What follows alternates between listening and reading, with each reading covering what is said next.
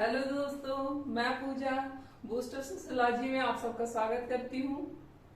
Friends, आज मैं फिर आप लोग के लिए एक नए टॉपिक के साथ यहाँ उपस्थित हूँ और हम लोग जो है आज चर्चा करेंगे दुर्खीम के यांत्रिक एवं श्राव्य समाज के बारे में। यहाँ पे भी आप लोग को मतलब विद्यार्थियों को प्राय यहाँ कंफ्यूजन रहती है और कंफ्यूजन जो आप लोग को रहती है वो इस चीज से रहती है कि यांत्रिक समाज जो है इसको हम मैकेनिकल समाज भी कहते हैं, यानी कि मशीनीकृत समाज भी कहते हैं। तो ये अगर मशीनी समाज है, मैकेनिकल समाज है, तो आप इससे को रिलेट करते हैं कि वर्तमान समाज जो है, जो औद्योगिक समाज है, वो भी तो वो मशीन पे ही निर्भर है। आज सबसे ज्यादा निर्भरता हमारी मशीन पे है और मशीनों का बहुत ज्यादा महत्व है। इसीलिए इस वर्तमान समाज को औद्योगिकृत समाज कहते हैं, क्योंकि मशीनी निर्भरता बढ़ गई है और ज्यादातर चीजों के लिए हम मशीनी प्रोडक्ट पे निर्भर हैं। तो यहाँ पे आप इसको इससे जोड़ के कंफ्यूज होने की जरूरत नहीं है। देखिए, सबसे पहले आप समझिए कि यंत्र का मतलब क्या होता है। ठीक है, तो यंत्र का मतलब होता है, यांत्रिक का मतलब होता है कोई भी यंत्र या मशीन जो कि अगर हम उसको आदेश दें कि तुम ये काम करो और वो बिना किसी तर्क वितर्क के, बिना कोई आर्गुमेंट किए वो हमारी बातें मान ले। जैसे कि हमें फैन ऑन करना है, हमने जो है तुरंत स्विच ऑन किया और पंखा चलने लगा। पंखा जो है हमसे ये कोई क्वेश्चन नहीं करने वाला है कि तुम मुझे बार बार क्यों चला रही हो, तुम एक ही बार में चला के क्यों छोड़ दे रही हो, तुम्हें ये क्यों नहीं समझ में आ रहा है कि मुझे भी रेस्ट चाहिए, मुझे भी गर्मी लगती है, हीट हो जाता हूँ। ऐसा कुछ कोई आर्गुमेंट नहीं होता है। और अगर हम कहें कि जो है अब टीवी को ऑन रहना चाहिए और पूरे घंटे ऑन रहेगा, जब तक हम जग रहे हैं तब तक ऑन रहेगा, टीवी वैसे ही ऑन रहेगा। हम क्या बंद हो जाओ, तुरंत हम रिमोट कंट्रोल से उसे बंद करें और वो बंद हो गया। कोई भी जो भी है, चाहे हम टुल्लू मशीन की बात करें या फिर घर में जितने भी फ्रिज है, बल्ब है, कुछ भी, तो आप उसको आदेश देते हैं कि मेरे लिए काम करो और वो काम करना शुरू हो जाता है। अगर अभी हमें मन है कि नहीं हम कोई शेक पिए, तो हमें जिस चीज का भी शेक बनाना है तुरंत मिक्सी में डाले, मिक्सी अपना काम किया और हमको तुरंत शेक मिल गया। तो जब कोई सवाल ना किया जाए, मशीन की तरीके से काम कोई भी व्यक्ति करने लगे, तो उसको भी तो हम यांत्रिक ही कहेंगे कि मशीन की भांति है। मशीन की विशेषता यही तो है कि हम आदेश दिए और वो फॉलो कर रहा है। तो जब यही काम कोई व्यक्ति करने लगे या व्यक्तियों का समूह करने लगे, तो उसको भी तो हम मशीन ही बोलेंगे। तो प्राचीन समाज या सरल समाज या आदिम समाज हम यांत्रिक समाज को क्यों कहते हैं? हम इसलिए कहते हैं कि पहले क्या था कि व्यक्तियों का जो समूह था उसका एक कोई कबीले का मतलब मुखिया होता था और वो जो है आदेश देता था, या फिर राजतंत्र था, एक राजा होता था और वो आदेश देता था। तो जो भी प्रजा थी और जो भी सैनिक थे उसके आदेश को वो लोग फॉलो कर लेते थे और कोई तर्क वितर्क नहीं होता था। जैसे कि कबीले के सरदार ने कहा कि हमें फला कबीले पे कल भोर में 4 बजे आक्रमण करना है। सब सुने, अपने अपने घर गए और तैयारी में जुट गए कि हमें अगले दिन 4 बजे निकलना है दूसरे कबीले पे आक्रमण करने के लिए। कोई आर्गुमेंट नहीं कि क्यों वहां पे आक्रमण करना है, उससे हमें क्या फायदा होगा, अगर नहीं आक्रमण करे तो क्या नुकसान होगा। किसी को कोई कुछ भी नहीं पूछना है, बस चल दिए। अगर कबीले के सरदार ये बोलता है कि फला इंसान क्या जो है कल इसकी बलि दी जाएगी और फिर इसके शरीर से जैसे जैसे खून निकलेगा ईश्वर वैसे वैसे प्रसन्न होंगे और हमारे यहाँ बारिश होने लगेगी। फिर सब लोग जो है इस चीज से एग्री हो गए और हुआ कि कल जो है इसकी बलि दे दी जाएगी। वो व्यक्ति भी, पूरा समूह तो तैयार हो ही गया, वो व्यक्ति भी तैयार है कि हाँ बारिश के लिए मेरा बलि देना जरूरी है और कल मेरी बलि दे दी जाएगी। तो जब व्यक्ति एक मशीन की भांति काम करने लगे तो फिर हम उसको यांत्रिक समाज ही तो कहेंगे।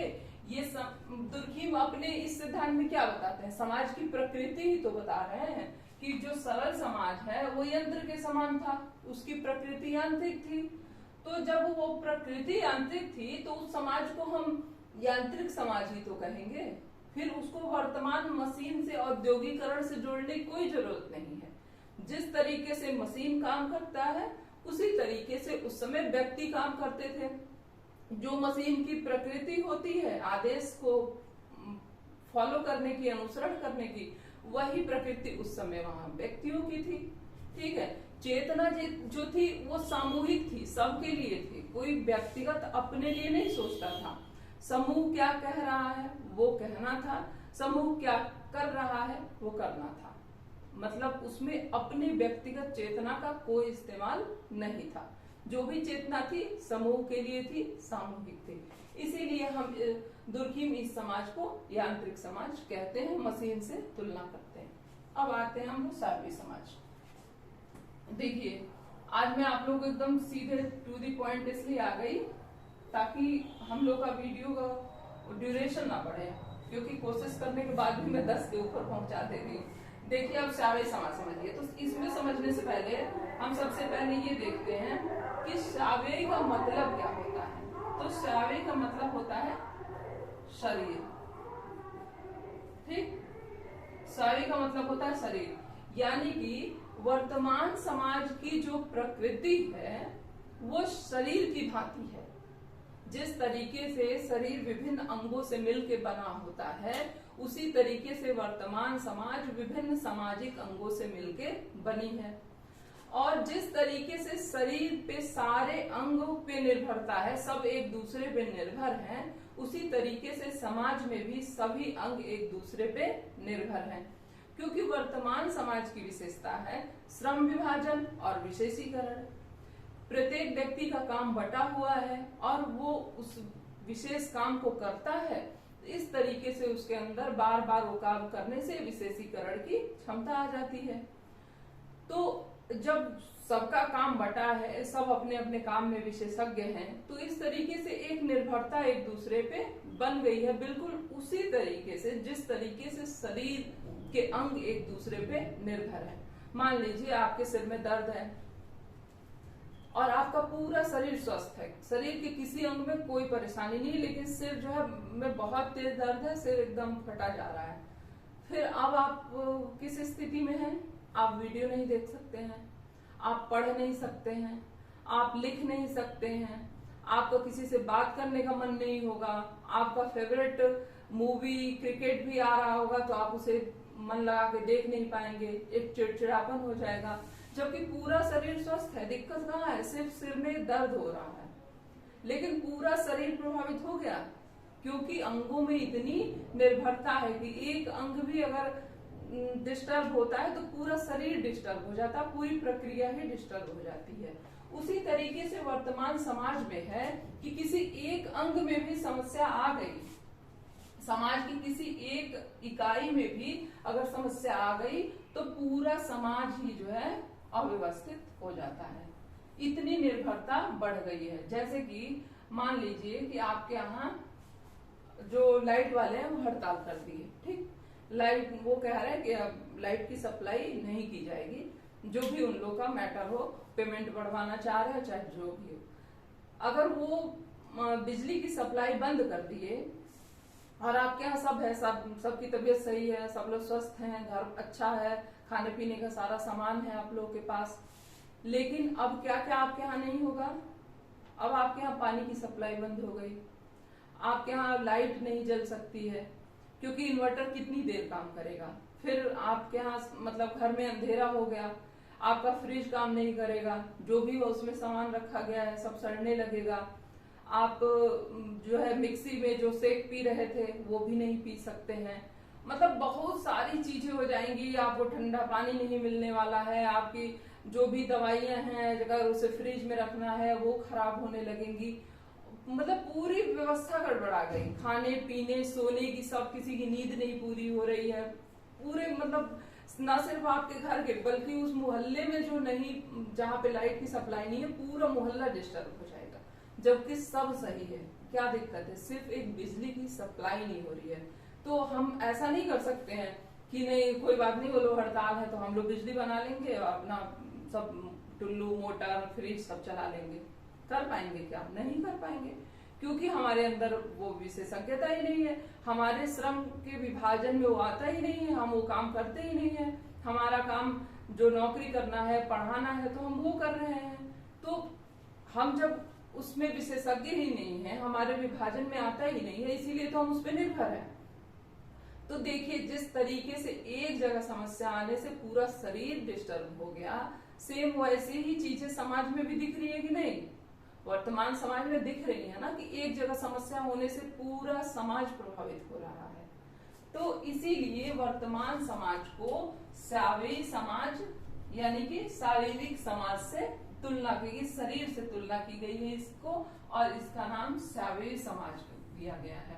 और इसकी तुलना मशीन से की गई है, इसलिए इसको यांत्रिक समाज कहा गया है। समझ में आ गया?